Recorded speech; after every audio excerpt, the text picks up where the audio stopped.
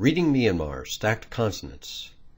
In this lesson, we're going to figure out how to pronounce those crazy-looking stacked consonants. So let's get started. This is what stacked consonants look like. Notice that sometimes two of the same consonants are stacked. Sometimes it's two different consonants. We've saved this lesson for last as it's one of the most difficult. The good news is that stacked consonants are not used with great frequency. And by learning a simple two-step process, you will unlock the key to reading them. Let's start by comparing stacked consonants to something you already know. Contractions. You use them every day. In the English language, two words are often combined into one. Letters are removed and an apostrophe is put in their place. Let's look at an example of that. The word isn't is a contraction of the two words is not. The letter O has been removed and an apostrophe put in its place. The two words now become one. In Myanmar, the word has been squeezed together so that two letters now take only one space by stacking them one on top of the other. Also, a symbol has been removed, and it's almost always the killer stroke at that. So how do you read it? By following two steps, you'll quickly learn the key to reading a stacked consonant. Let's look at step one.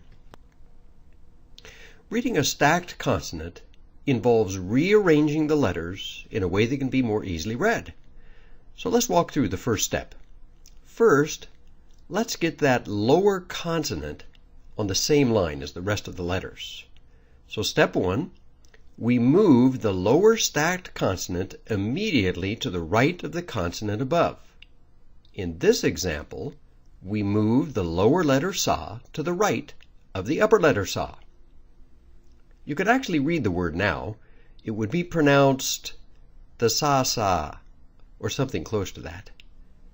Unfortunately, that's not a word, because we're not yet finished. We need one more step.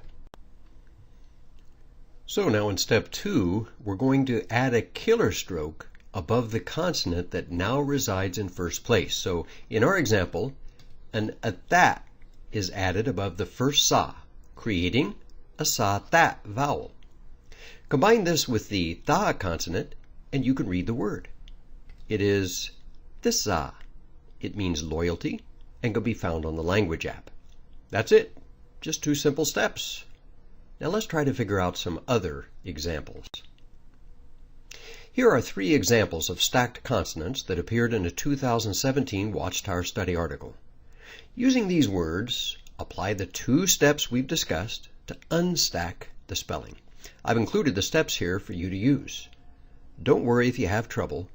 We're going to step through the solution for each word on the following slides. So at this point, pause the video while you work on the solutions. Pause now.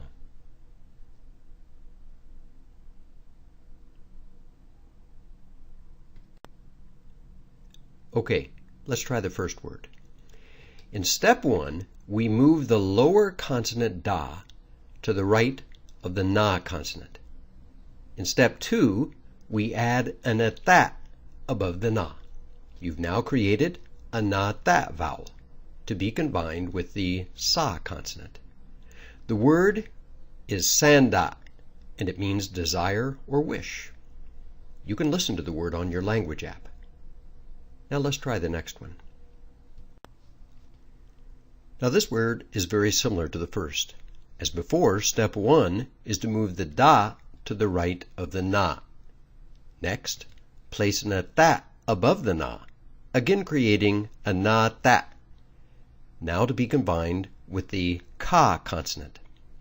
This word is kanda, and it means body. You can hear it pronounced on the language app. Now let's move on to the last example. Okay, now this word uses different letters, but the principle is exactly the same. So in step one, move the lower sa to the right of the upper sa. Next, place an that above the initial sa. You've now created a sa-that vowel to combine with the pa consonant. This word is commonly used to indicate material possessions and is pronounced pissy. Again, you can listen to the pronunciation on your language app. So how'd you do? It'll probably take a little time to get the hang of it, especially without writing it out. What you may need is some practice, so here are a couple of suggestions. So here are 2 exercises that will help you learn to read stacked consonants. In assignment 1, using a chapter out of a publication or a Watchtower article, locate all of the words that use stacked consonants. Practice unstacking using the 2 steps discussed in this lesson. Then, using a dictionary or language app, confirm that your pronunciation is correct. Now remember, the weakening principle will apply to many of the words you find, such as the commonly used word for earth. With this assignment, you may need to go through the steps on paper before trying to figure it out in your head. Now, in exercise 2, begin to compile a flashcard collection of words you find in each week's Watchtower lesson that use stacked consonants.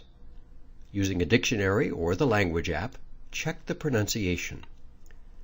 In these assignments, it's not that important to learn the meaning of the words. Instead, focus on learning how to read and pronounce them. By reviewing these flashcards, you will begin to recognize these words by sight. That's it! You have all you need to start reading stacked consonants.